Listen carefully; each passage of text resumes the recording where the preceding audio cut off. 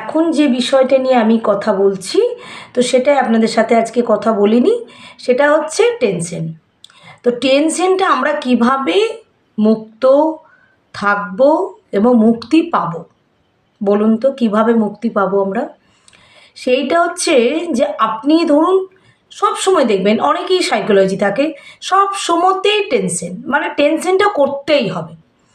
মানে ধরুন ছেলে বাড়িতে একটু দেরি করে ফিরছে, মেয়ে হয়তো টিউশন গেছে, সে হয়তো একটু লেট করে ফিরছে, এগুলো টেনশন হয়। আমিও মানুষ, আমিও মা, আমারও মেয়ে।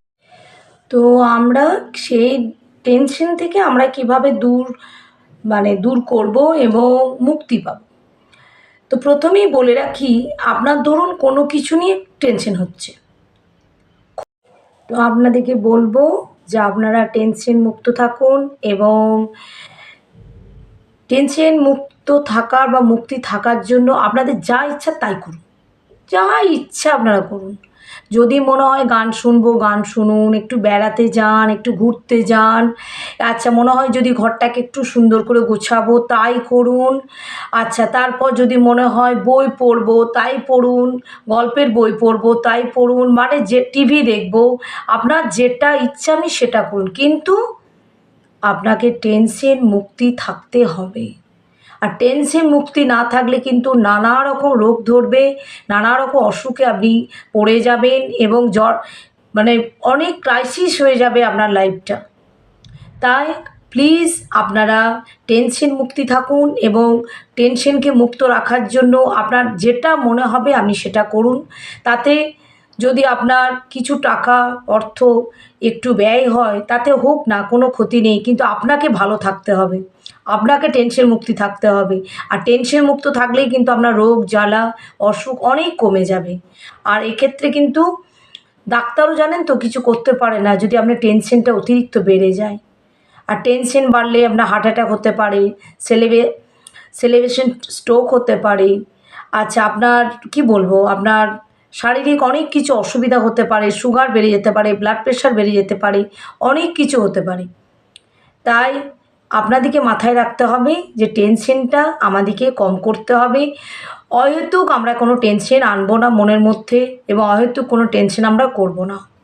তাতে কিন্তু ভীষণ আমাদের শরীরে চাপ পড়বে এবং ব্রেনে চাপ পড়বে। তাতে কিন্তু সেরিব্রাল স্ট্রোকটা খুব মারাত্মকভাবে হয় মানুষের। মানুষ বুঝতেও পারে না কখন তার স্ট্রোক, ব্রেনে রক্ত উঠে যাবে। আর সেটার জন্যে কিন্তু আমাদেরকে খুব কেয়ারলি থাকতে হবে এবং অ্যালার্ট থাকতে হবে, যাতে আমরা টেনশন মুক্তি থাকতে পারি। তাই টেনশন এত বাজে জিনিস আপনারা কল্পনাও করতে পারবেন না। আমিও অল্প স্বল্প টেনশন করি, কিন্তু যখনই আমি টেনশন করি না, আপনাদেরকে আমি বলছি, আমি কিন্তু যেমন করে হোক টেনশনটা দূর করার চেষ্টা করি। বাড়িতে কাজ করি বেশি বেশি করে, বেশি বেশি করে ঘর গোছাই, বেশি বেশি করে বই পড়ি, বেশি বেশি করে কি বলবো গান শুনি, একটু ব্যালকনিতে গিয়ে হাওয়াতে ফাঁকা জায়গাতে বসি, একটু মানে বেশ সুন্দর হাওয়া দেয়, বা অ্যাকোয়ারিয়ামে মাছগুলো দেখি, যাতে আমার টেনশনটা কমে যায়। তাই প্লিজ আপনাদের বাড়িতে যদি এইরকম পরিবেশ থাকে, আপনারা ওইভাবে জীবনযাপন করুন যাতে টেনশনটা কম হয়। অহেতুক টেনশন করবেন না, কারণ টেনশন এত বাজে জিনিস, তাতে আপনার শরীর শেষ করে দেবে একদম। তাই আজকে এইটুকুই। সকলেই ভালো থাকুন, টেনশন মুক্তি থাকুন এবং মুক্ত রাখুন মনকে, এবং মনকে সবসময় আনন্দে রাখুন, যাতে আপনার টেনশনটা কোনোভাবেই আপনাকে গ্রাস করতে না পারে। টেনশন তো আছেই, প্রত্যেক মানুষের জীবনে টেনশন আছে, ইভেন আমার জীবনেও টেনশন আছে।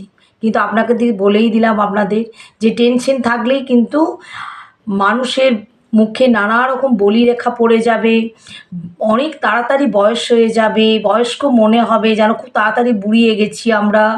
তাই আমাদের মুখকে কি বলবো উজ্জ্বল এবং গ্লো রাখতে গেলে আমাদের কিন্তু টেনশনটা কমাতে হবে, যেমন করে হোক আমাদেরকে টেনশন কমাতে হবে।